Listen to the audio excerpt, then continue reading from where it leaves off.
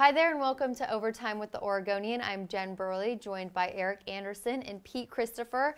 And we only have a couple more weeks of the regular season in Oregon high school basketball. So we're going to debate the first four in and first four teams out of making the playoffs this year in both 6A boys and girls basketball. Now, a little reminder before we get started about the playoff qualifications for the OSAA.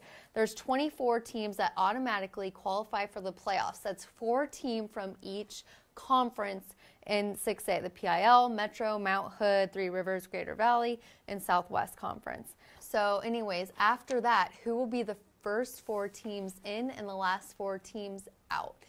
Eric? 6A boys, I've identified 4 teams that I think will be in at the end of the season. We got Sherwood, Franklin, Canby, and Centennial.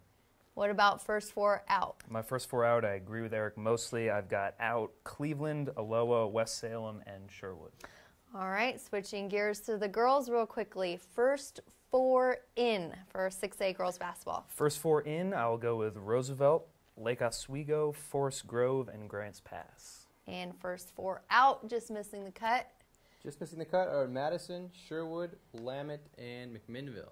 All right, now we're going to be playing a little game. I have those 8 girls teams all mixed together in this hat, and the 8 teams that we discussed being in or out.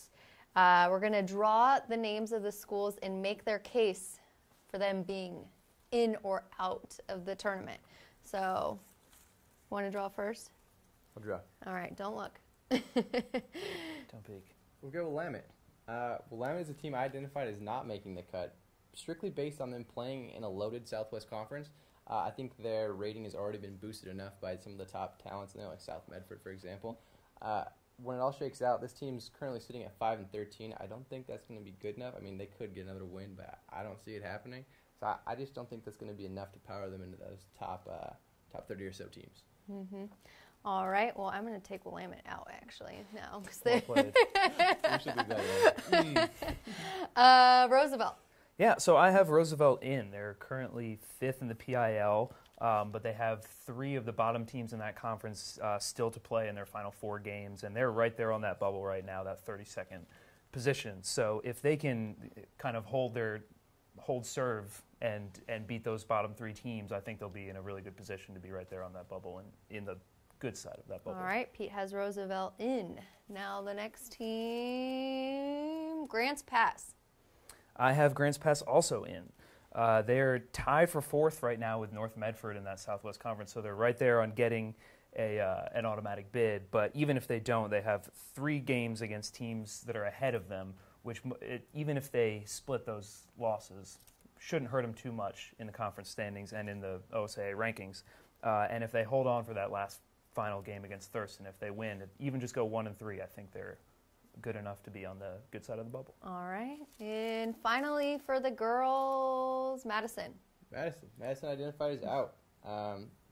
Similar to what Pete said, Madison's sitting at 4 right now, but Roosevelt looks like a team that has a little softer schedule, and Madison has some pretty tough games left. They have a game against league leader Grant coming up, and actually Madison and Roosevelt play each other this week. I see that in favor of Roosevelt, so I think that's just going to drop them just outside the picture. One game to pay attention to. All right, switching over to the boys, we have the 8 teams that we have selected to be in or out of making the tournament. So let's draw one first. I'm drawing this time. All right.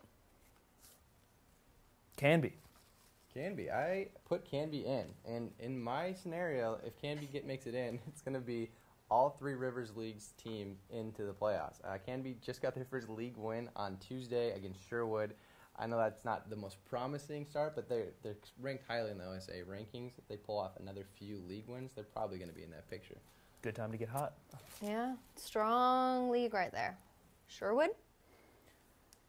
Well, we both have made a case for Sherwood. Yeah.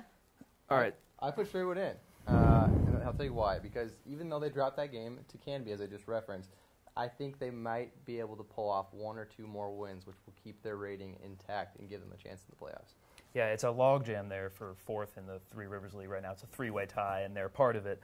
I have them just out because they got to go on the road to a couple of tough teams in that league, and then they also finished their league schedule against West Lynn at home. Going to be tough to split that, even just 2-2. That is true. All right, we have two more. Centennial. Centennial, I see making it. They're also in a loaded conference, the Mount Hood Conference, and although the record's not the greatest right now, they do have one of the top players in state. With a guy like Desmond Stoudemire, you have a chance every single night to pull off a win, so I see them sneaking out 1 or 2 more wins and getting into the playoffs. All right, final Close. team to make the case for in or out would be West Salem. I had West Salem out. They have lost 6 of their last 8 games. They're in a tough slide right now, and they're already right there on that 32nd position. If they keep going the way that they have, there's no way they can hold on to one of those top 32 spots.